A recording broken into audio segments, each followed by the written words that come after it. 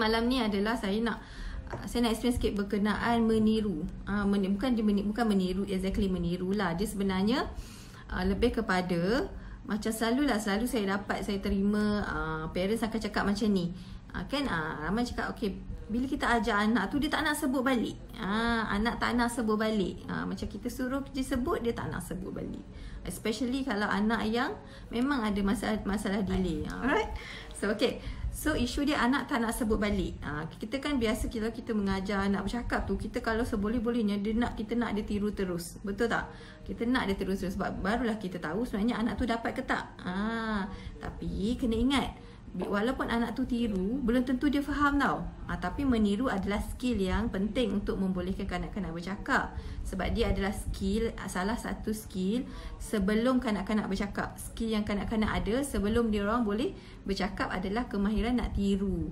Jadi kalau kita sebut anak tak nak tiru, so kita pun akan risaulah. So kita akan tengok sama anak ni sebenarnya memang tak boleh tiru, ataupun dia memang tak nak tiru ke masa tu, ataupun dia tak faham yang dia kena tiru.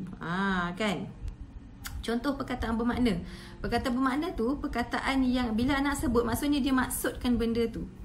Maksudnya kalau dia sebut yada macam membebel kan, tapi tak ada maksud. Macam babbling tapi tu tak ada maksud, ataupun gra tu tak ada maksud, kita tak panggil tu perkataan bermakna. Kan bermakna tu maksud dia, kalau dia sebut mama, memang dia refer kepada mak dia, memang refer pada puan, mama dia. Contoh, kalau dia sebut ibu, memang dia refer pada ibu dia, walaupun sebutan dia tu mungkin pelat. Contoh bu, kan, bu memang dia refer pada ibu, dan konsisten benda tu. Setiap kali nak panggil ibu, dia panggil bu. Contoh. So itu dah dikira sebagai perkataan bermakna. Maksud dia ada maksud walaupun dia pelat. Itu maksud perkataan bermakna. Okay, kalau dia sebut setiap kali main bola, dia nak bola, dia sebut bar. Contohlah. Okay, bar. Maksud dia cakap dekat bola tu nama dia bar. Okay, bar kan. So dia maksudkan bar tu adalah ball mungkin. Tapi dia masih lagi pelat lah kan. Tapi masa konsisten, setiap kali dia pegang bola, setiap kali jumpa bola, dia akan sebut bar. Jadi itu pun dah dikira sebagai perkataan bermakna. Dia macam tu.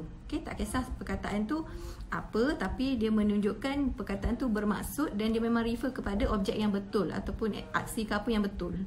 Itu perkataan bermakna. Okay. So dia macam ni. Sebenarnya tak semua, okay, especially anak yang speech delay, yang bila macam contoh bila contoh macam saya, contohnya saya dah 14 tahun dalam bidang ni, okay, 14 tahun, saya dapati ramai anak-anak yang speech delay, dia memang ada masalah nak tiru terus bila kita ajar dia bercakap. Dia nak tiru terus tu. Memang ramai yang ada masalah tu sebenarnya. Dia macam terstuck, ataupun bila dia tak faham pun yang dia kena tiru bila kita cakap. Dia tak tahu yang dia kena tiru. Macam tu. Okay.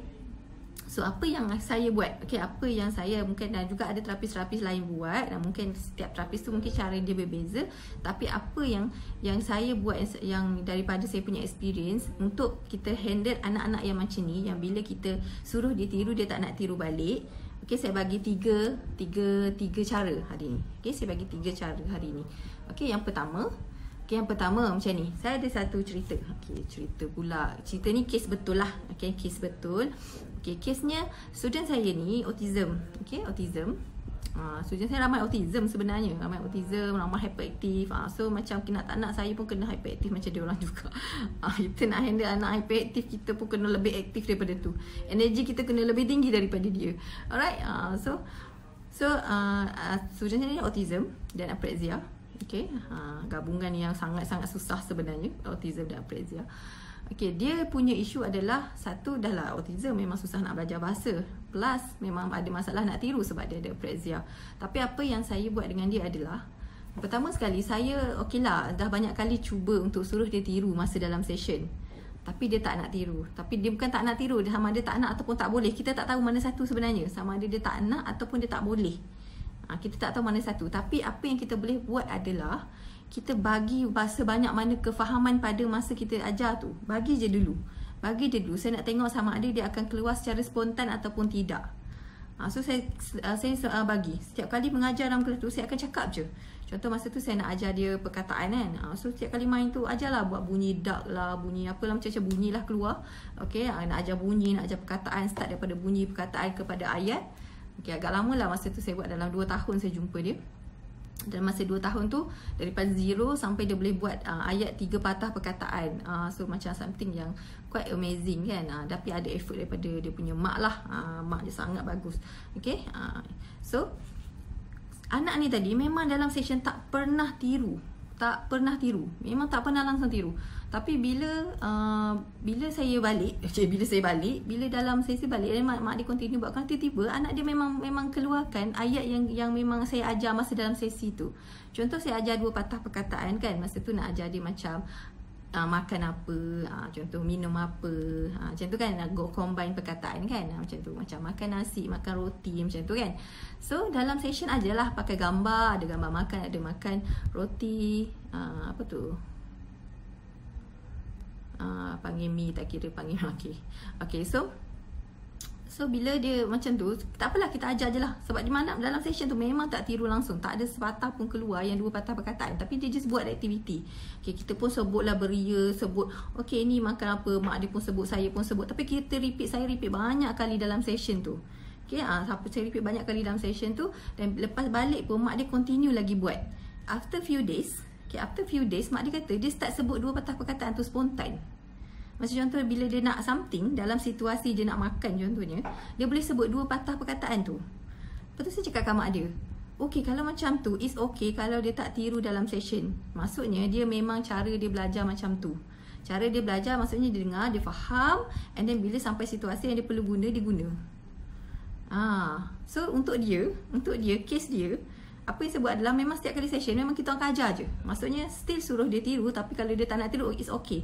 Tapi kita akan repeat banyak kali. Lepas tu sambung lagi aktiviti tu. Okay, so tiba anak ni makin lama dia makin keluar banyak. Tapi spontan. Tapi dalam session sampai ke sudah dia memang tak tiru. Sampai nak buat ayat 3 patah tu pun dia tak tiru juga. So saya cakap kat mak dia, it's okay. It's okay untuk dia tak tiru. Yang penting kita nak dia boleh cakap secara spontan sebenarnya. Itu aim kita. So dia tak tiru dalam session, it's okay. Itu satu situasi apa yang anda boleh buat. Maksudnya anda tingkatkan kefahaman dia, tambah je bahasa sebanyak mungkin. Maksudnya jangan stop, bagi. Walaupun masa tu kita nak suruh anak tiru dan dia tak tiru, so kita jangan start frust. So, bila kita rasa frust, kita rasa nak berhenti, kita rasa give up. So bila kita give up, nanti kita akan berhenti. Kita akan start berhenti bagi. Sebab kita rasa macam anak ni tak dapat ke apa aku ajar. Kita rasa macam tu. So jangan rasa macam tu. Okay, still bagi. So itu nombor 1. Okay, nombor 2, anda boleh guna teknik. Satu teknik ni yang saya panggil sebagai teknik modeling. Okay, teknik modeling. Mungkin ada setengah anak-anak dia tak tahu yang dia kena tiru. Dia tak tahu pun. Dia tak tahu yang dia kena tiru bila kita cakap. Dia tak tahu tiru tu apa. Dia tak faham bila kita kata sebut. Okay, contoh kita tunjuk bola. Cakaplah bola. Dia tak faham yang dia kena cakap balik. Dia just tak faham. Okay. So kalau untuk situasi ni, contohlah, kadang-kadang kita pun tak tahu mana satu keadaan anak, tapi boleh try je lah yang mana-mana. Okay. Alright. So untuk anak-anak yang macam untuk yang teknik yang kedua tadi saya cakap, iaitu kita guna modeling. Yang ini boleh try macam ni. Okay, kita modelkan apa action yang dia kena buat. Contoh dia, okay, sediakan satu situasi. Okay, mainlah permainan apa. Mungkin permainan tu sebut-sebut perkataan. Tapi make sure anak ni memang dah start bercakap tau. Memang, ataupun dah kita nampak dah start boleh tiru action. Dah start macam tu. Okay, boleh tiru action macam tu. Dah start ada kefahaman. Kalau anak tu kefahaman tak ada, masih lagi keadaan tak sedar, panggil pun tak respon, yang tu susah sikit nak buat. Make sure anak ni tadi maksudnya dia boleh attend. It just bila kita suruh tiru, dia tak boleh nak tiru ataupun tak tahu nak tiru. Okay, so bila macam tu, contoh, okay, dalam situasi tu ada kita, ada mak, ada ayah, mungkin ada dia. 3 orang contohnya dalam situasi tu. Okay, sebab kalau kita berdua sometimes susah nak buat modeling, tak nampak sangat. So make sure boleh cari orang lain, contoh ayah dia ke apa. Okay, so kita buat, okay, dia punya cara tu, maksudnya kita buat, okay, kita modelkan dulu dengan ayah contohnya. Okay, so mak akan kita ambil bola contoh je. Okay, ayah, bola. So ayah tu kena repeat balik apa mak buat. Maksudnya bola. Ayah tu, pandai ayah. Okay, so dapatlah satu stiker contoh. Kan, dapat satu stiker bila dia sebut balik. So lepas tu buat kat anak pula. Kita dah modelkan dengan ayah tadi. Make sure ayah tu, maksudnya kita dengan ayah tadi tu, kan, maksudnya kita buat benda tu seolah-olah memang tengah bermain-mainan tu. Bukannya kita nak suruh, bukannya macam bila suruh ayah sebut ada setengah tu, kadang-kadang ayah pusing kat anak. So Suruh anak pula sebut. Tak, dia kena sebut. Dia kena tunjukkan macam mana nak buat. So kita tunjuk, okay. Okay ayah, bola, sebut. So ayah kena sebut bola. Okay, pandai ya. So ayah dapat stiker, contohlah. So mak pula, anak pula. Okay, keluarkan mana? Okay, siapa nama? Adik pula, adik. Bola, okay sebut. So dia dah dapat model tadi. Mungkin dia faham, oh dia kena buat macam tu. And then dia boleh dapat stiker. Contohnya dapatlah satu rewards ataupun dapat something masuk tabung ke, dapat something yang rewards lah. Bila disebut tu dapat rewards. Boleh try satu cara ini. Itu cara modeling. Cara yang ketiga. Okay, cara yang ketiga, kadang-kadang saya akan guna teknik waiting, menunggu. Menunggu. Okay, macam ni. Kadang-kadang bila kita buat bunyi, anak dia tak tiru terus tau. Especially anak yang speech delay, memang sometimes dia akan ada masalah untuk tiru terus. Kadang-kadang lama baru keluar. Kan? Ataupun dia tak tiru terus. So kalau yang nampak macam anak tu macam okay, boleh follow, kita main semua, it just macam dia tak nak keluar bunyi. Ataupun lama-lama macam kadang-kadang sangat bunyi dia tu kadang-kadang je keluar. Kadang-kadang ada, kadang-kadang tak ada. Macam tu, dia tak konsisten. Ataupun lama baru keluar. Macam tu kan. Pernahlah kita dengar sekali terkeluar. Dia tak konsisten macam tu. Okay. So kalau macam ni boleh guna teknik, boleh try cuba guna teknik waiting. Waiting ni macam ni. Contoh. Alamak, tak ada. Saya tak ada mainan ni. Nak pergi ambil kat office pun tak boleh. Tak boleh keluar rumah. Kan? Okay. Contohlah saya ada satu. Okay. Saya ambil lah satu. Ni anak saya punya, tak boleh. Okay. So saya ada satu mainan. Contohlah mainan tu adalah kucing. Kata saya nak ajar dia tiru bunyi je. Bunyi kan senang. Ajar tiru yang senang dulu. Jangan ajar tiru perkataan kerusi ke. Jangan ajar tiru perkataan spaghetti. Susah nak tiru. Cari perkataan ataupun bunyi dulu. Yang senang. Yang senang nak ikut. So biasa saya akan guna bunyi. Bunyi animals ke apa. So contohlah kita nak kata bunyi miau ataupun mu kan. Contoh ataupun kuek. Tak kisahlah. So katalah saya ada seekor itik. Bayangkan kat tangan saya ada seekor itik. Okay. Itik bukan itik betul lah. Itik mainan tu lah. Nak pakai itik betul susah pula. Alright, so kita boleh buat dengan anak. Contoh kita pegang tangan dia. Okay, pegang tangan dia, kita gerakkan itik tu. Kuek. And then buat lagi sekali. Kuek. And lagi sekali. Kuek. Stop. Pause. Waiting. Pause dan waiting. Okay, so bila kita stop macam ni, dan kita macam tengok ke mata dia, eye contact kena maintain tau. Jangan tengok kot lain. Eye contact tu macam kita tengah encourage dia untuk sebut macam mulut tu macam macam tu. Macam nak sebut tapi kita terberhenti. So tengok dia ada tak keluar mungkin sikit ke. Kalau dia ada keluar macam sikit pun, celebrate. Maksudnya kalau kata let's say masa tu dia keluar sikit, kuek, bagus, kuek. Dah. Lepas tu buat masa lain pula. Jangan terus masa tu apa dia ulang lagi sekali. Macam kurangkan perangai macam tu. Okay, lepas saya perasan selalunya kadang-kadang kita ni excited. Of course excited bila anak sebut, betul tak? So kita keep nak suruh dia ulang dan ulang sampai satu anak tu dah tak nak ulang.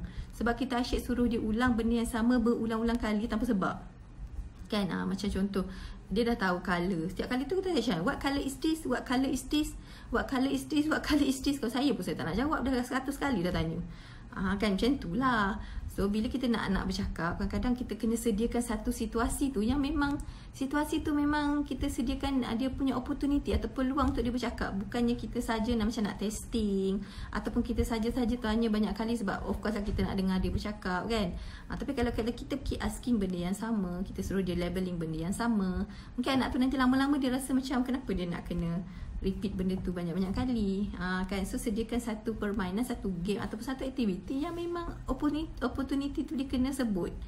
Macam contoh kalau nak suruh dia sebut colour ke apa, sediakanlah aktiviti yang macam ada banyak-banyak colour. Oh, mama ada colour kuning. Dia colour apa pula? Dia dapat colour apa tu? So dia nampak macam kita play tau. Kita play benda tu, bukan kita testing dia. Colour apa? What colour is that? Ni what colour is this? What colour is this?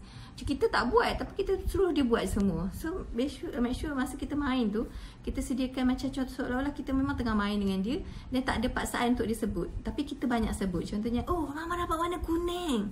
Kan ada colour kan. So dapat warna kuning. Tengok dia dapat warna apa?